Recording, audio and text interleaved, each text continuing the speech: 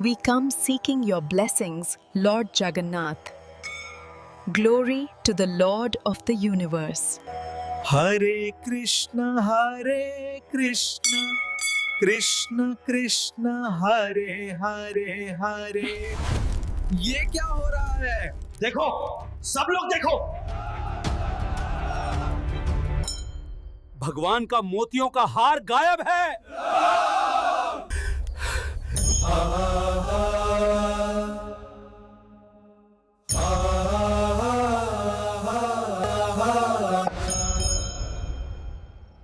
क्या तुमने सुना? नहीं, ये सच नहीं हो सकता। वो वाला फुटेज लगाओ जल्दी। सर, वहां कोई हिल रहा है।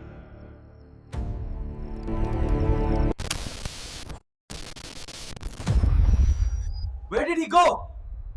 Just rewind the footage. It felt as if God's necklace had vanished into thin air.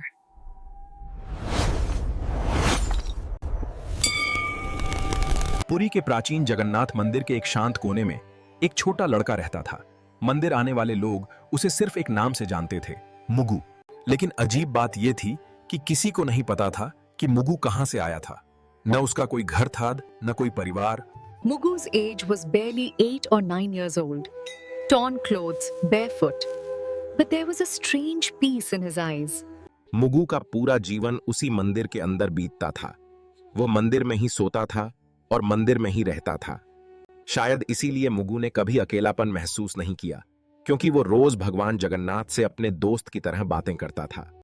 मंदिर के अंदर एक छोटा बच्चा रोज भगवान जगन्नाथ की मूर्ति के सामने बैठता था और वो भगवान को किसी देवता की तरह नहीं, बल्कि अपने दोस्त की तरह देखता था। तुम्हारा घर कहाँ है? मेरा घर यहीं है और मेरे सबसे अच्छे दोस्त भी यहीं रहते हैं। मंदिर में आने वाले लोग ये देखकर अक्सर मुस्कुरा देते थे।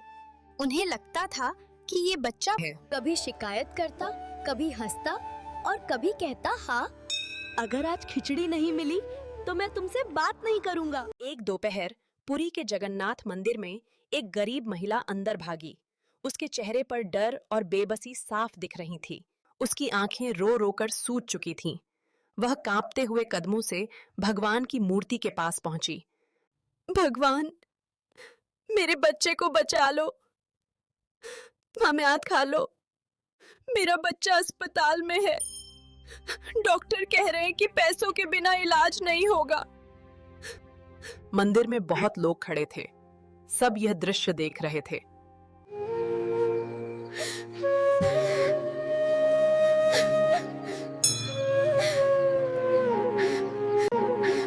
और मंदिर के एक कोने में मुगु चुपचाप खड़ा ये सब देख रहा था।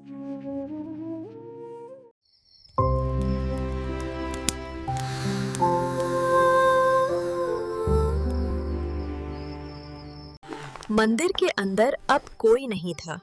सिर्फ एक छोटा सा बच्चा मुगु भगवान की तरफ देखा और मासूम आवाज में पूछा, मेरे दोस्त, क्या वो बच्चा मर जाएगा? मूर्ति बिल्कुल शांत थी। कोई जवाब नहीं आया। मुगु की आंखों में धीरे धीरे आंसू भरने लगे। मेरा मोतियों का हार ले लो।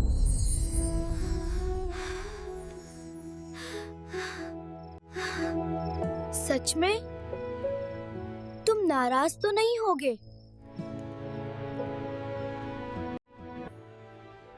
पुरी के पवित्र आंगन में रात सुनहरी सुबह में बदल गई। भगवान का मोतियों का हार चोरी हो गया। मंदिर के कैमरे चेक किए गए।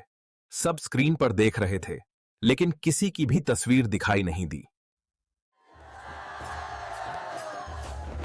कल रात मैंने मुगु को मंदिर के आसपास देखा था। अब सबकी नजरें मुगु पर टिक गईं। मुगु डरा हुआ खड़ा था। मैंने चोरी नहीं की।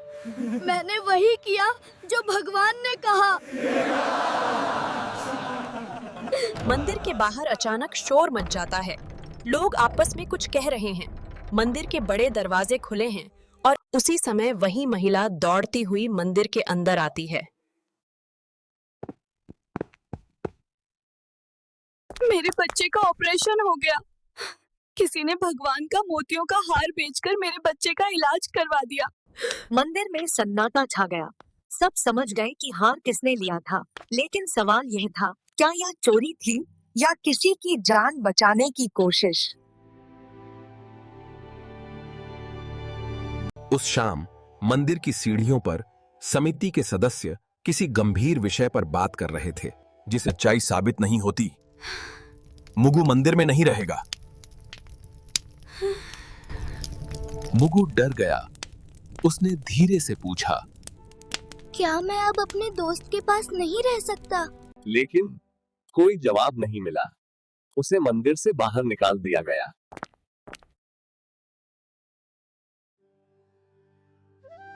मुगु सीढ़ियों पर बैठ गया और मंदिर की तरफ देखता रहा कि इस पहर में मंदिर की सीढ़ियों पर बैठा वह लड़का अपनी किस्मत के बारे में सोच रहा था। पूरी रात मुगु वहीं बैठा रहा। ठंड और कमजोरी से उसे तेज बुखार हो गया। मंदिर के बाहर लोग आने लगे। तभी किसी ने देखा आथन मुगु जमीन पर बेहोश पड़ा था। लोग जल्दी से मुगु को उठाकर अस्पताल ले गए। डॉक्टरों ने पूरी कोशिश की। हालत बहुत नाजुक थी। कमरे में गहरी खामोशी छा गई। अगली सुबह मंदिर खुला और सब लोग हैरान रह गए। भगवान जगन्नाथ की मूर्ति के गले में वही मोतियों का हार फिर से दिखाई दे रहा था। भगवान जगन्नाथ हम सब पर कृपा बनाए रखें। मोक्ष का मार्ग केवल सच्ची भक्ति से ही प्राप्त होता है। ये माला वापस नहीं आई, बल्कि हमारी इंसानियत वापस आई है। उस दिन मंदिर के बाहर एक दीपक जलाया गया।